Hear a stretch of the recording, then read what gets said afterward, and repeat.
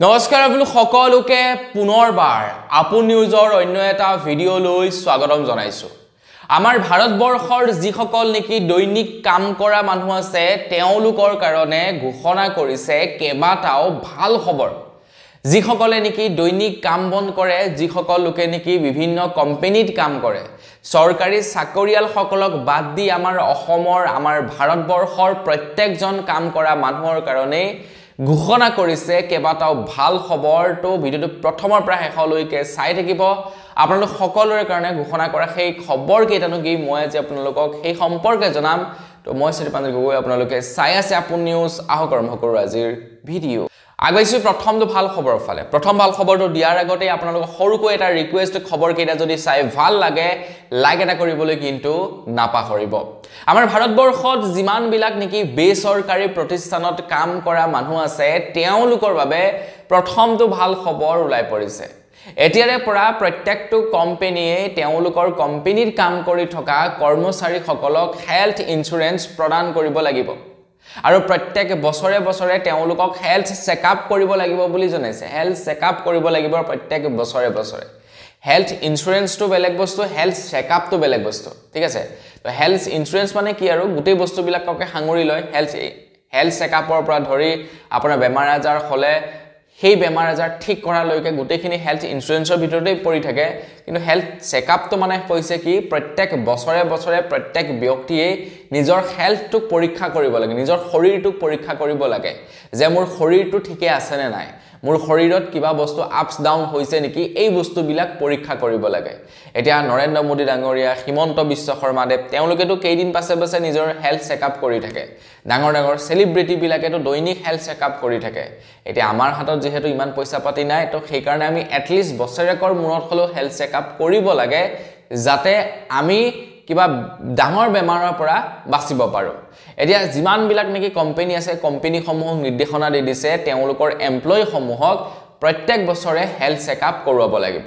সেয়া delivery boy হওক বা চিকিউৰিটি গাৰ্ডেই হওক, কোনো মতলব নাই, প্ৰত্যেকজন লোককে হেল্থ চেকআপ কৰোৱাটো বাধ্যতামূলক। আগবাইছোঁ ইয়াৰ পাছৰটো ভাল খবৰ ফালে। ইয়াৰ পাছৰ ভাল খবৰটো ওলাই পৰিছে ব্যক্তিগত খণ্ডত কাম কৰা লোকসকলৰ কাৰণে। তো ব্যক্তিগত খণ্ডত যিসকলে কাম কৰে তেওঁলোকৰ দৰমহা কোনো নিৰ্ধাৰিত নহয়। কোনোবা এটা কোম্পানী যদি 5,000 টকাত ল'ৰা ছোৱালীসকলক খটুৱাইছে, কোনোবা এটা কোম্পানীয়ে আকৌ 50,000 টকা দি ল'ৰা ছোৱালীবিলাকক খটুৱাইছে। সম্পূৰ্ণ ডিপেণ্ড কৰে কোম্পানীসমূহৰ ওপৰত যে আমি কিমান কম টকাত ল'ৰাক চেলেৰি দি ৰাখিব পাৰোঁ, সেইটো আমাৰ ওপৰত ডিপেণ্ড কৰে। কাৰণ আমাৰ অসমৰ কথাই যদি কয় 22 লাখতকৈও অধিক নিবনুৱা আছে। এতিয়া কোম্পানীবিলাকত চাকৰি ওলায় কিমান, 10টা 20টা।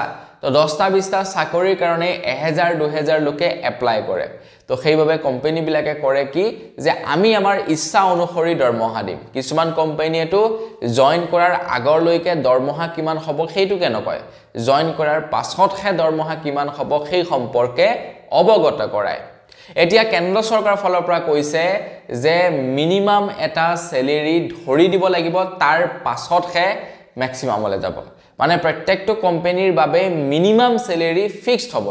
কেন্দ্ৰ চৰকাৰে বান্ধি দিব যে কোনো এজন ফ্ৰেছাৰ আহি যদি আপোনালোকৰ কোম্পানীত কাম কৰে তেখেতৰ মিনিমাম চেলেৰি কিমান হ'ব, কোনো এজন এক্সপিৰিয়েঞ্চ পাৰ্চনে যদি আহি আপোনালোকৰ কোম্পানীত কাম কৰে মিনিমাম চেলেৰি কিমান হ'ব এইটো নিৰ্ধাৰণ কৰি দিব, যাতে আমাৰ ভাৰতবৰ্ষৰ প্ৰত্যেকজন নিবনুৱা চিকিউৰ হয়। আগবাইছোঁ ইয়াৰ পাছৰটো ভাল খবৰৰ ফালে। ব্যক্তিগত খণ্ডত কাম কৰা প্ৰত্যেকজন লোককে এতিয়াৰে পৰা PF দিব লাগিব। PFটো PFA লগতে ESICও প্ৰদান কৰিব লাগিব বুলি জনাইছে। মানে মেডিকেল বীমাও প্ৰদান কৰিব লাগিব। আপোনালোকৰ যদি বেমাৰ আজাৰ হৈছে সেই বেমাৰ আজাৰ ঠিক কৰাৰ দায়িত্বও এতিয়াৰে পৰা কোম্পানীসমূহে ল'ব লাগিব। আৰু এইটো এটা ধৰা বন্ধা নিয়ম আনি দিছে। মানে যিকেইটাৰ কথা মই আপোনালোকক কৈছোঁ ন, এই নিয়মকেইটা লাগু কৰি দিয়া হৈছে। এই নিয়মকেইটা পালন কৰিবই লাগিব কোম্পানীসমূহে। কোম্পানীসমূহলৈ কেন্দ্ৰ চৰকাৰৰ ফালৰ পৰা নিৰ্দেশনা ইতিমধ্যে জাৰি কৰা হৈছে। আগবাইছোঁ ইয়াৰ পাছৰটো ভাল খবৰ ফালে। আপুনি যেতিয়া কোনো এটা কোম্পানীত কন্টিনিউ 5 বছৰ কাম কৰে 5 বছৰ কাম কৰাৰ পাছত কোম্পানী সমূহে আপোনালোকক এটা গ্ৰেচুইটি এমাউন্ট প্ৰদান কৰে আপোনালোকে 5 বছৰ যে কাম কৰিলে একেটা কোম্পানীতে তো তাৰ বাবে কোম্পানী সমূহে আপোনালোকক এটা গ্ৰেচুইটি এমাউন্ট প্ৰদান কৰে এটা প্ৰত্যেক কোম্পানীৰে সেই গ্ৰেচুইটি এমাউন্টটো বেলেগ বেলেগ হয় কোনোবাই 1 লাখ দিয়ে কোনোবাই 50000 দিয়ে কোনোবাই 20000 দিয়ে কোনোবাই আকৌ 2 লাখ দিয়ে সেইটো বেলেগ বেলেগ দিয়ে কিন্তু এতিয়াৰে পৰা 1 বছৰ সম্পূৰ্ণ হোৱা লোকসকলকে গ্ৰেচুইটি এমাউন্ট দিব লাগিব মানে 5 বছৰ লৈ ৰখি থাকিব নালাগে বলে 5 বছৰ কৰিলেহে আপোনালোকে গ্ৰেচুইটি এমাউন্ট পাব তেনেকুৱা নহয় 1 বছৰ কৰিলেও আপোনালোকে গ্ৰেচুইটি এমাউন্ট পাব লাগিব আগবাইছো ইয়াৰ পাছৰটো ভাল খবৰ ফালে আজিকালি কোম্পানী বিলাকে কি কৰে লৰা বিলাকক বা ছোৱালী বিলাকক তেওঁলোকৰ কোম্পানী সমূহত ডাইৰেক্টলি এপইন্ট নকৰে তাৰ পৰিৱৰ্তে তেওঁলোকে এজেন্সি সমূহৰ জৰিয়তে এপইন্ট কৰে কিন্তু কাম হে তেওঁলোকৰ কোম্পানীৰ লৰা বিলাকৰ সমানে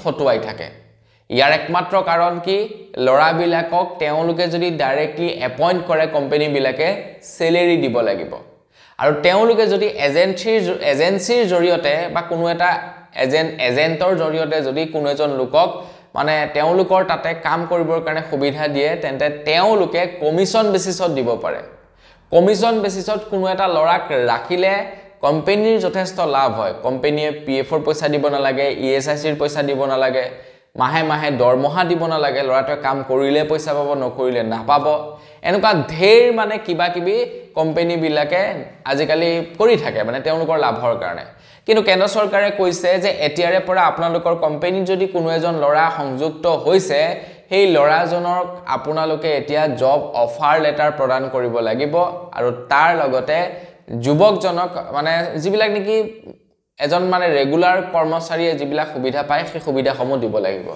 বহু মানুহে মানে কোম্পানী বিলাকে আজিকালি কৰে কি কৰে তেওঁলোকৰ কোম্পানী ডাইৰেক্টলি মানে ৰিক্ৰুটমেন্ট নলয় তেওঁলোকে বেলেগৰ জৰিয়তে লয় তেতিয়া তেওঁলোকে ডাইৰেক্টলি ৰিক্ৰুটমেন্ট নকৰিলে কি হয় তেওঁলোকে আপোনাৰ সেই জব লেটাৰ দিব নালাগে বা পাছত সেটেলমেন্ট কৰিব নালাগে এনেকুৱা ঢেৰ কিছুমান মানে তেওঁলোকৰ ফায়দা হয় যাৰ কাৰণে মানুহবিলাকক বিপদত পেলায় এতিয়া কেন্দ্ৰ চৰকাৰৰ ফালৰ পৰা কোম্পানী বিলাকক বাপেকে বিপদত পেলাই দিছে আগবাইছো ইয়াৰ পাছৰটো আৰু একেবাৰে হেখৰটো ভাল খবৰ ফালে কোম্পানী বিলাকত লৰা বিলাকক বৰ বেয়াকৈ খটুৱাই কোম্পানী সমূহে ময়ো কোম্পানীত কাম নকৰা নহয় অৱশ্যে জানো কোম্পানীৰ কামৰ কথা যে কেনেকুৱা কি হয় মানে কেতিয়াবা কি হয় আপোনাৰ ৰাতিপুৱা 6টা বজাতো ওলাই যাব লাগে ৰাতি 9টা বজা 10টা বাজি এনেকুৱা হয় মানে যেটা নেকি ক্লোজিং হয় কিবা কিবি হয় এনেকুৱা টাইমত ঢেৰ কামত লগায় ঠিক আছে টাৰ্গেট দি দিব টাৰ্গেট ফ্লাপ কৰিব লাগিব টাৰ্গেট ফ্লাপ নকৰিলে আপোনালোকে কেনেকৈ কাম কৰে মুঠতে নাজানে মেনেজাৰক মুঠতে কাম দিব লাগিব এনেকুৱা ঢেৰ সমস্যা আহে প্ৰাইভেট কোম্পানী বিলাকত